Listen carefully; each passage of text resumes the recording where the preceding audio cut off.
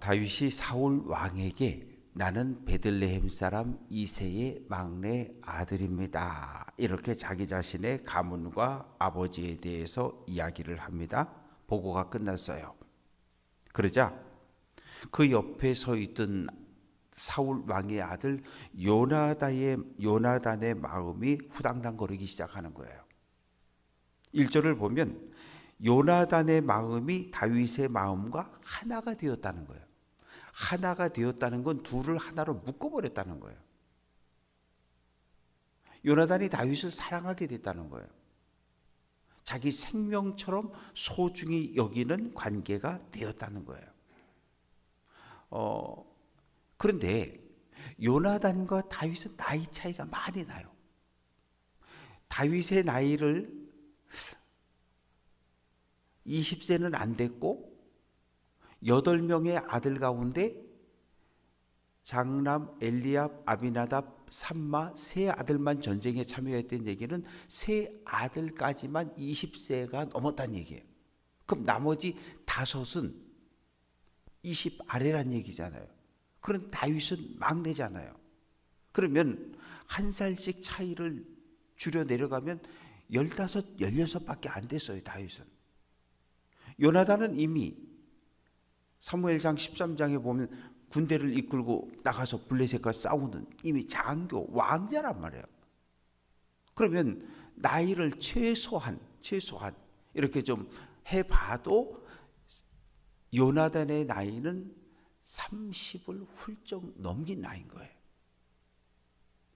그러면 다윗보다 나이가 배 이상 차이가 난다는 얘기예요. 그러니까 동년배의 사랑이 아니라 이거는 뭐 친구 사이의 우정 뭐 이런 이야기가 아니에요.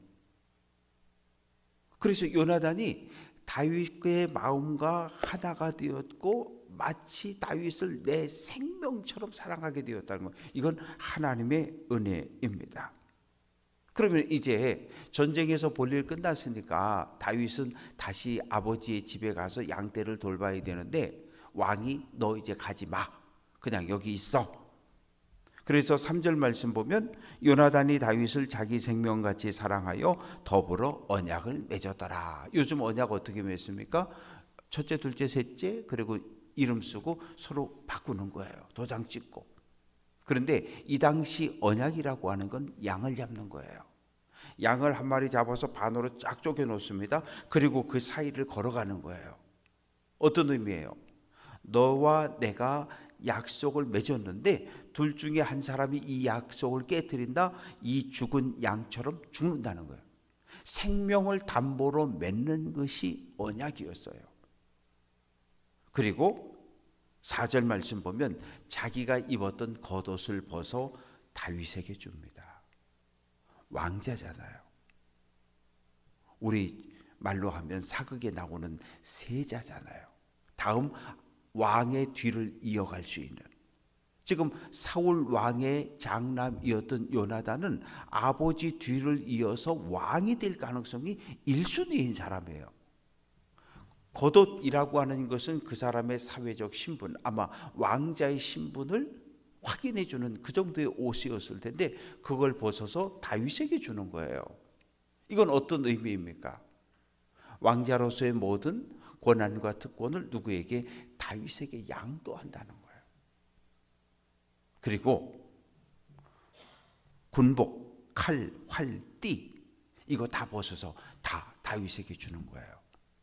칼과 창과 활, 갑옷, 이거 뭐예요? 전쟁터에서 내 생명을 보호해 주는 도구예요. 요나단은 지금 다윗아, 내가 나보다 나이는 한참 어리지만 너는 나보다 훨씬 더 뛰어난 장군이야, 이것을 인정해 주는 거예요. 다윗이 블레셋과의 여러 전쟁터를 다니면서 전쟁에 임하게 되었는데 지혜롭게 행했다라고 하는 것은 하나님에게 뜻을 묻고 하나님께 기도하고 하나님이 주신 방법대로 싸웠더니 연전연승했다, 그런 의미를 가지고 있습니다. 그래서 백성들도 사울의 신하들도 다윗을 인정하고 존중하게 되었습니다. 그런데 6절에서 18절까지 말씀 속에 문제가 하나 생겨지게 됩니다. 전쟁이 완전히 끝났어요. 왕과 승전한 군사들이 돌아옵니다. 기브아로 많은 여인들이 나왔어요. 그리고 춤을 추며 찬양하고 악기를 막 두들기면서 환영해 주는 거예요. 그런데 반으로 이렇게 나눠서 돌림 노래를 부르는 거예요. 사울이 죽인 자는 천천히요. 그러면 이쪽에서 다윗이 죽인 자는 만만히요. 이러면서 여인들이 막 그냥 오는 왕과 군사들을 환영해 주는 거예요.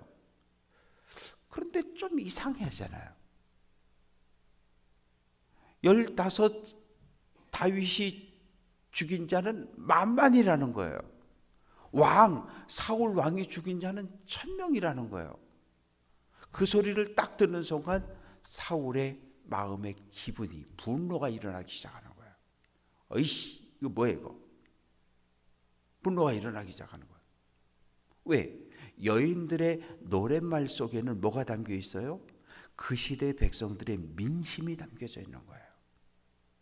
백성들의 마음이 사울보다는 다윗에게로 넘어가고 있다는 걸 사울 왕이 깨달은 거예요. 아니, 나는 1000명만 죽였다고 이야기하고 다윗은 10,000명을 죽였다고 말하니, 그러면 이제 남은 게 뭐야? 다윗 저놈에게 이 나라가, 이스라엘의 왕권이 넘어간다는 거 아니야? 이러면서 화가 났어요. 그래서 9절 말씀 보면 그날 이후로 사울이 다윗을 주목하였다. 주목한다는 건 눈으로 관심 갖고 바라본다는 거예요. 근데 관심 갖고 바라보는데 사랑의 눈으로 보는 경우가 있지만, 지금 이 경우는 분노, 시기, 질투의 눈으로 다윗을 살피고 있는, 기회만 한번 와봐라, 내가 한 방에 날려버린다, 이런 마음을 가지고요. 그런데 10절 말씀 보면 그 다음 날 하나님이 부리는 악한 영이 사울에게 강하게 임하니까 또 이제 막 그냥 사울 왕이 정신을 잃어버리고 발작을 일으키게 됐어요.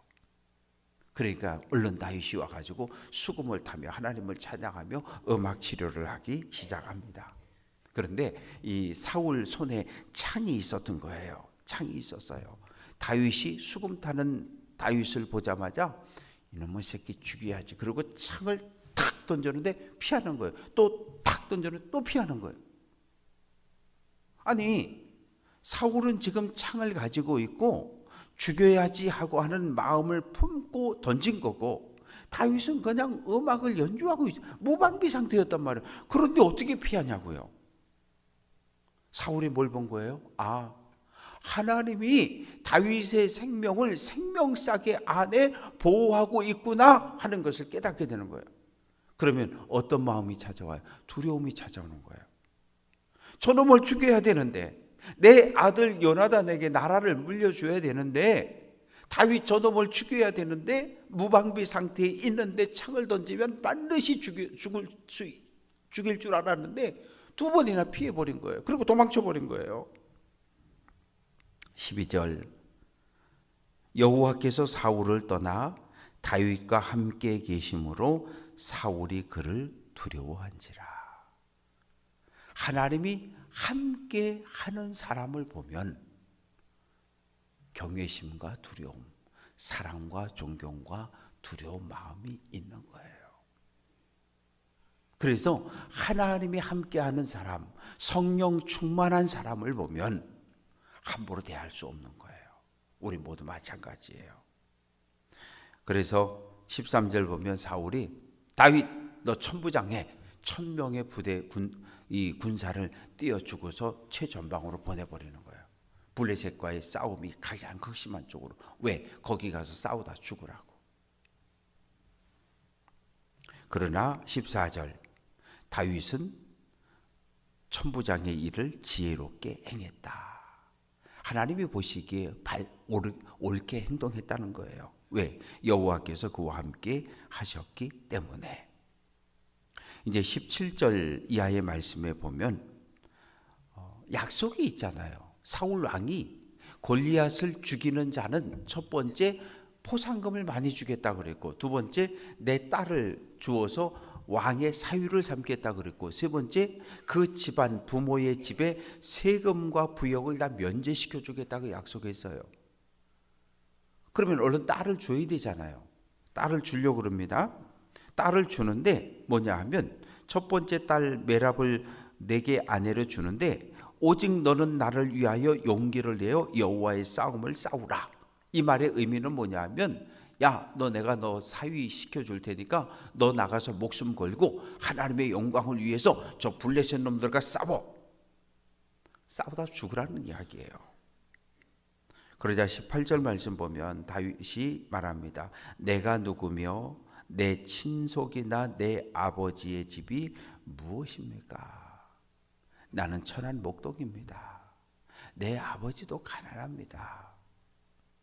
사회적 경력, 신분, 여러 가지 상황을 볼 때 나 같은 놈의 천한 목동이 왕의 사위가 되는 것은 말도 안 됩니다. 겸손하게 거부를 합니다. 그러자 사울이 화가 났어요. 딸 메랍을 누구에게? 무올랏 사람. 무올랏이라고 하는 것은 요단강 근처에 있는 성읍의 이름인데, 그 지역에 사는 아드리엘이라는 사람에게 시집을 보냅니다. 그런데 20절에 보면 반전이 일어납니다. 사울의 둘째 딸 미갈이 있었는데 다윗을 사랑하는 마음을 품게 된 거예요. 사람들이 그 이야기를 사울 왕에게 전해주는 거예요. 둘째 딸 미갈이 다윗을 짝사랑하고 있습니다. 그래, 잘됐다. 그래서 다윗을 다시 부릅니다. 너 내 사위 해라. 내 사위 해라. 그러면서 22절 말씀 보면 신하들에게 은밀하게 명령을 내려요. 다윗에게 가서 살짝 전해줘라. 그건 뭐냐 하면 너 사위 되는 게 맞아 라고. 그러자 다윗이 그 신하들에게 이렇게 이야기해요. 여러분은 왕의 사위 되는 것을 작은 일로 생각합니까? 23절 끝부분, 나는 가난하고 천한 사람입니다. 결혼 지참금을 갖다 줘야 돼요. 누구에게? 장인에게. 사울 왕에게 결혼 지참금을 갖다 줘야 되는데 결혼 지참금을 갖다 줄 돈이 없다는 거예요. 왜? 베들레헴에서 양치는 이새의 막내 아들인데, 내가 막내 아들인데 어떻게 내가 왕의 사위가 될 정도의 결혼 지참금을 내가 준비해서 갖다 줄 수 있겠냐는 거예요. 난 가난해서 할 수 없다는 거예요. 그러자 사울이 꾀를 내는 거예요. 신하들을 불러서 다윗에게 가서 결혼 지참금 없어도 된다 그래. 블레셋 사람들의 포피, 블레셋 남자들을, 블레셋 군인을 한 사람 죽이고 나면 그 징표로 포피를 잘라오라는 거예요. 몇 개를? 100개를. 100명을 죽여야 되는 거예요. 100명을 죽여야 되는 거예요. 생후 유대인들은 태어난 지 8일 되면 남자아이들의 고추끝을 잘라내거든요. 그 잘라내는 그 부분을 포피라고 부르는 거예요. 그러니까 다윗아, 결혼 지참금 대신에 저 블레셋 사람들 싸워서 100명을 죽이고 그 증표를 가져오라는 거거든요. 속마음은 뭐예요? 너 블레셋 사람 100명 싸우다가 너가 죽으라는 얘기거든요. 그러니까 겉으로는 웃어요. 겉으로는 웃으면서 너 내 사위가 돼야지 이렇게 이야기하면서 속으로는 뭐예요? 이놈의 새끼, 너 가서 블레셋 사람들과 싸우다가 너 좀 죽었으면 좋겠어. 겉과 속이 완전히 다른 거예요. 누가? 사울 왕의 이것이 모습입니다. 그러자 26절 말씀 보면 신하들이 다시 한번 이야기합니다. 다윗 장군, 왕의 사위가 되는 것이 맞아요. 그래서 다윗이 결정을 하고 부하들을 이끌고 가서 블레셋 군인 200명을 쳐 죽이고 포피 200개를 가져다가 왕에게 주었어요. 그러고 나서 27절, 사울이 그의 딸 미갈을 다윗에게 아내로 주었다. 그래서 결혼을 하게 됩니다. 28절 말씀 보면 여호와께서 다윗과 함께 계심을 사울이 보고 알았고 사울의 딸 미갈도 그를 사랑하므로. 얼마나 속상해요. 아버지는 저 다윗 사위놈을 죽이고 싶은데 딸은 또 죽도록 사랑한다는 거예요. 그런데 하나님이 다윗을 보호하고 있는 거예요.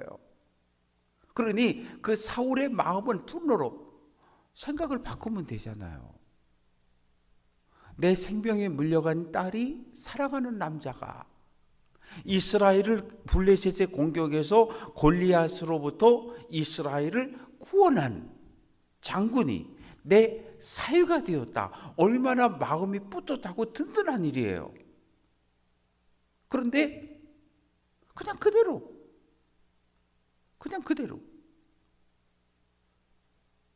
기분 나쁜 거예요. 여인들의 민심이 사울 왕은 천천히요, 다윗은 만만히요. 그 질투, 시기, 분노, 거기서 떠나지 못하는 거예요. 그래서 어떡합니까? 29절 말씀 보면 평생의 다윗의 대적이 되었다. 사위를 죽이겠다고 10년 동안 군대를, 어떨 땐 3,000명을 이끌고 다윗을 죽이려고 쫓아다니고 10년 동안을 다윗이 여기 나타났습니다 쫓아가고, 여기 나타났습니다 쫓아가고, 10년 세월을 왕이 다윗 한 사람 죽이겠다고 쫓아다니는 거예요. 이것이 하나님의 영이 떠나고 악령의 지배를 받는 사울왕의 비참한 모습이에요. 다윗 역시 10년 동안 죽을 고비를 여러 차례 넘깁니다. 가족들을 이 고통당하기도 하고 아버지의 집이 어려움을 겪기도 하고. 그러나 하나님께서 다윗과 함께 하셨기 때문에 다윗은 모든 고난을 이겨낼 수 있었어요. 믿음의 길을 걸어가면서 우리에게 고난이 없다면 얼마나 좋겠어요. 예수 믿으면 불행 끝 행복 시작? 아니, 반은 맞고 반은 틀려요. 예수 믿고 우리 영혼이 구원받아 하나님의 거룩한 백성으로 하나님의 은혜 안에 사는 것은 정말 행복한 일이에요. 그러나 예수님이 고난을 당하셨잖아요. 채찍에 맞았고 십자가에 못 박혀 죽임을 당했잖아요. 예수님의 제자들 모두가 순교자의 길을 걸어갔잖아요. 우리에게 복음을 전해준 수많은 선교사들이 순교자의 길을 걸어갔잖아요. 그러면 예수를 믿는 우리에게도 고난이 닥쳐온다는 걸 우리가 인식하고 있어야 되는 거예요. 때로는 사탄이 우리의 믿음을, 우리를 하나님과 관계를 끊어내기 위해서 우리에게 시험을 하고, 때로는 하나님이 우리들의 믿음이 어느 정도 성장했나 확인하느라고 테스트 하시기도 하시고, 어떨 때는 내가 나의 욕심과 교만과 어리석음으로 내가 스스로 무너져 내리기도 하고, 그런 수많은 고난과 고통의 과정들을 겪어서 어디에? 하나님의 나라에 들어가는 거예요.